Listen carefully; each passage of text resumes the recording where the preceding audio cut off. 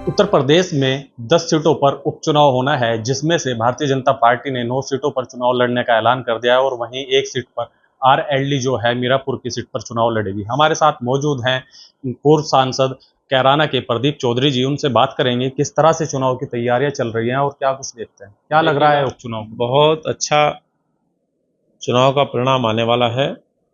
उत्तर प्रदेश के अंदर 9 विधानसभाओं के उपचुनाव होने का ऐलान हुआ है, एक पर अभी नहीं हुआ है।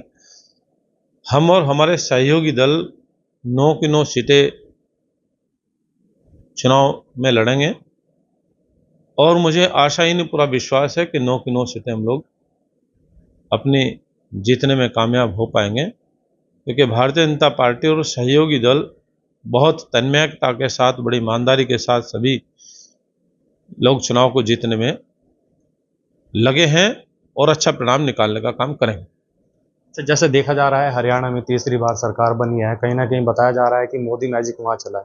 वहीं अगर विपक्ष की बात करें तो उपचुनाव को लेकर 10 सीटों पर कह रही है कि भारतीय जनता पार्टी एक सीट भी यहाँ पर नहीं निकाल पाएगी। कैसे देखें? कहने का काम विपक्ष तो करता ही रहता है, विपक्ष के कहने पर जाने वाला विषय नहीं था। हरियाणा के अंदर आप लोगों ने देखा होगा कि हरियाणा के अंदर कांग्रेस कितनी खुश नजर आ रही थी कि शायद आपकी सरकार हरियाणा के अंदर बन चुकी है, ऐसा वो प्रतीत महसूस कर रहे थे। लेकिन हरियाणा की जनता ने जिस प्रकार का परिणाम देने का काम किया है, हम लोगों को अभी वहाँ हमारी पार्टी ने ड्यूटी लगाई थी, लगभग 1.5 महीना हम लोग लाडवा विधानसभा, जिससे माननीय मुख्यमंत्री नायब सैनी जी चुनाव लड़ने का काम कर रहे थे, वहाँ पर हमें काम करने का अवसर मिला है और बहुत अच्छा लोगों के अंदर भाव देखने को मिला है।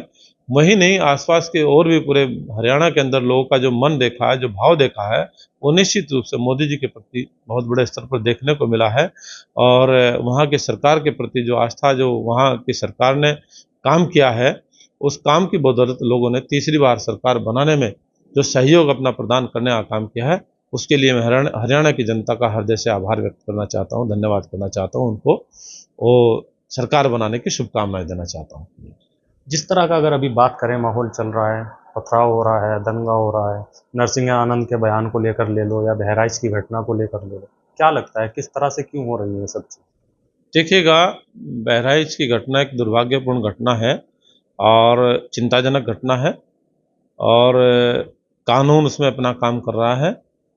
पीड़ित परिवार के साथ माननीय मुख्यमंत्री जी ने वार्ता की है, उनको सहायता भी प्रदान करने का काम किया है और ये भी आश्वस्त करने का काम किया है कि हम लोग कानून के दायरे में जो भी उचित कार्रवाई होगी, गंभीर से गंभीर और अच्छे से अच्छी कार्रवाई इसमें करने का काम किया जाएगा।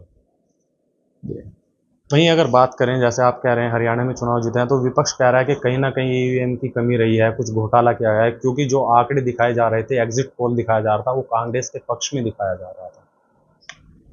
देखिएगा, ये चीज़ स्पष्ट चुनाव आयोग ने भी करने का काम किया है कि 8:30 बजे मशीनों के साथ काउंटिंग शुरू होती है और 8:05 पर जो वहाँ रिपोर्ट दिखाने की बात हो रखी थी, वो निश्चित रूप से एक ऐसा प्रतीत हुआ है कि जिसमें के जो आंकड़े एग्जिट पोल के दिखाए गए थे, उन एग्जिट पोल को किस रूप में दिखाने की कोशिश की गई हमारी भी समझ में नहीं आ रहा।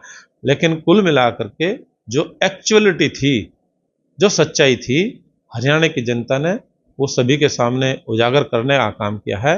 विपक्ष उस पर तरह तरह की बातें कर रहा है, बौखलाहट में कुछ भी विपक्ष कहे उसका कोई औचित्य नहीं है। वहाँ के लोगों ने जो परिणाम देने का काम किया है, उसको गंभीरता से लेने का काम करना चाहिए।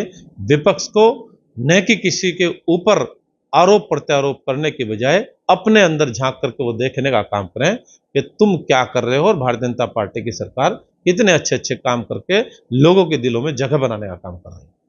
एनसीपी के नेता थे मुंबई के बाबा सिद्दीकी, उनकी दिन दिहाड़े गोली मारकर हत्या कर दी गई है। क्या मानते हैं, सरकार का क्या फेलियर है? देखिएगा, वो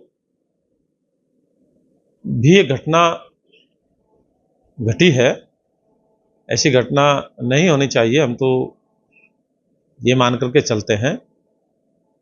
घटना हमेशा घटना होती है, घटना के प्रति सरकार संवेदनशील है और मैं समझता हूँ कि संवेदना के साथ सरकार अपना काम करेगी। तो जैसा कि आप देख सकते हैं, पूर्व सांसद कैराना के प्रदीप चौधरी जी थे, उनसे बात की गई है। लगातार जो है 10 सीटों पर उपचुनाव होना है, जिनका कहना है कि मजबूती के साथ चुनाव लड़ने की पूरी तैयारी की जा रही है। जिस तरह से हरियाणा में उन्होंने जीत दर्ज की है, या 10 सीटों की उपचुनाव की बात करें तो यहाँ पर भी वो जीत दर्ज करने के लिए जा रहे हैं। सहारनपुर से श्रेष्ठ यूपी के लिए शमीम अहमद। यूपी की हर खबर देखने और उनसे अपडेट रहने के लिए हमारे चैनल श्रेष्ठ यूपी को सब्सक्राइब और लाइक करें। साथ ही बेल आइकन को दबाना ना भूलें, जिससे हमारे हर वीडियो की जानकारी आप तक पहुंचती रहे।